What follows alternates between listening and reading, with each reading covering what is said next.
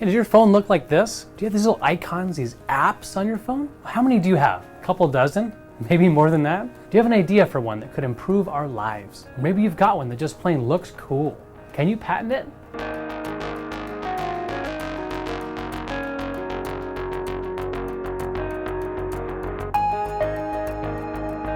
Hello, my name is J.D. Houvener, registered USPTO patent attorney and managing partner here at Bold Patents Law Firm. Today, I want to dive into helping you better understand how to patent an app. I want you to know that we have timestamps down below in this video for you to jump ahead to specific keywords that you're looking for. If you can hang in there with me, I'd love for you to stay with me for the full video. And to supplement, I've written a blog article that go into each of these subjects in more details.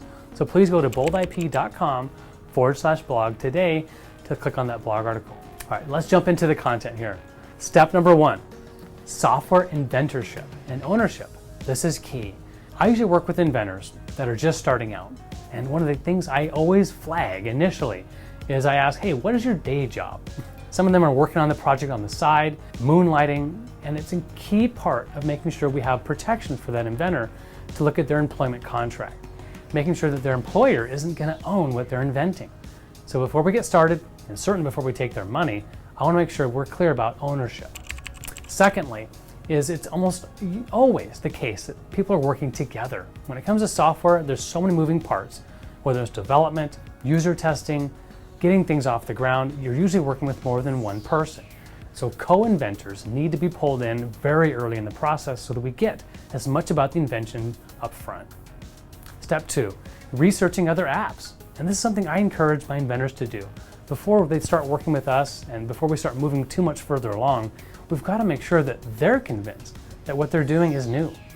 It's okay if it's not new, and right, plenty of products have been successful in the market, but that's the foundational principle to get a patent, is it must be novel.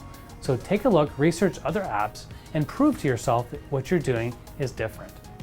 Step 3, you've got to find a software patent attorney, someone that is educated not just in the law, but understands new tech.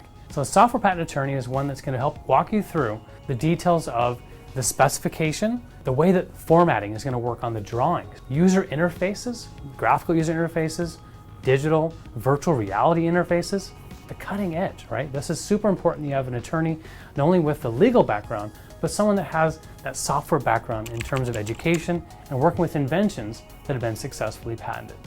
Step 4, software app invention disclosure. This is one of the most exciting parts about what I get to do, is hear the guts, the secret sauce, right, of how you're getting your invention to work. It's actually hard, believe it or not, to get inventors to totally open up, right? Even with patent attorneys, we have to take sometimes 1 to 2 weeks to make sure we fully understand and the full scope and breadth of your invention. So it's okay, it's a natural process. We understand there's some hesitation. There's even some issues where you're not sure how some things work. That's okay. That's part of the beauty of inventing, is there's always ways to improve, always ways to keep on developing. Step 5 is a professional software patent search. You bet. We're going to start with building a foundation built on research and diligence. Our team is experts at searching worldwide to look at all previous patents that have been filed and any non-patent literature, which can include academic literature, publications on Kickstarter, social media, you name it. Anything the examiner's going to find later, we want to find it first. Filing a provisional or non-provisional patent application for your app, that's next. If we've done the search and confirmed that what you've got is new, we're going to recommend that you file either a provisional or a non-provisional patent application. Again, please take a look at our blog. I've got a wonderful explanation of the difference between each of those. I won't go into that detail here, but I will say that getting that filing date is critical. And for some of these technologies that are changing every 4 to 5 years, we will probably recommend that you file a non-provisional patent application first to make sure you get your rights as soon as possible. Last but not least, filing the application with the USPTO.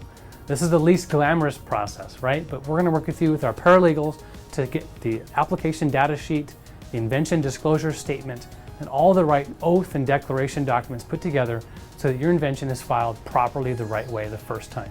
I want to leave you with this. Grab a copy of our book. I've got a free digital download for you today if you go to boldip.com/free. This book will go through all the differences of patent law in general, the differences between trademark, copyright, and trade secret.